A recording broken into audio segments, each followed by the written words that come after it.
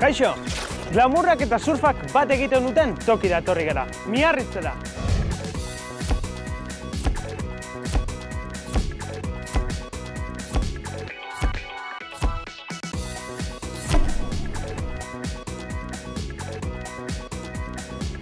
Antzina, Miarritze arrantzale herria izan zen, eta gerora nobleen herri bilakatu zen.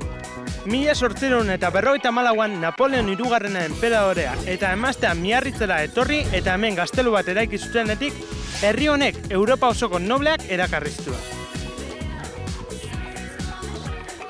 Napoleonen udako etxea zena luxuzko hotela da gaur egun. Miarritzera gerturatzen zen jende aberatsak kasinoa zuen aisialdirako tokirik gogokoena. Herria ezagutzeko erarik egokiena, tren txikira igotzea da.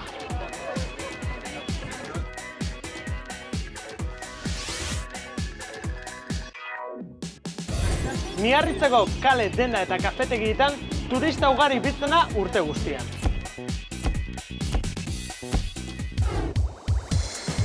Miarritzek dotoreziari eusten dion arren, gaur egun surflarien herria dela esan daiteke. Surfa 60ko hamarkadan hasi zen. Garai hartan film amerikar bat egiten ari ziren hemen. Amerikarren artean Peter Biertel idazlea zegoen. Hemengo olatuak ikusita, Peterrek bere surf taulak estatu batuetatik ekartzeko eskatu zuen, eta hegazkinez bidali zizkioten. Hark bai zaletasuna. Orduan sortu zen mugimenduak indar handia hartu du. Miarritze Europako hiriburu izatera iritsi da surf kontuan. Are gehiago, mundu osoko surflariak datosuna olatu gainean gozatzera.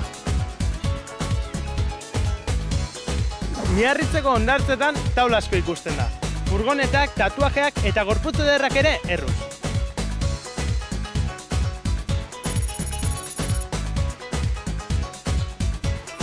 Surfean ikasi nahi baduzu, Miarritzen surf eskola bat baino gehiago dago.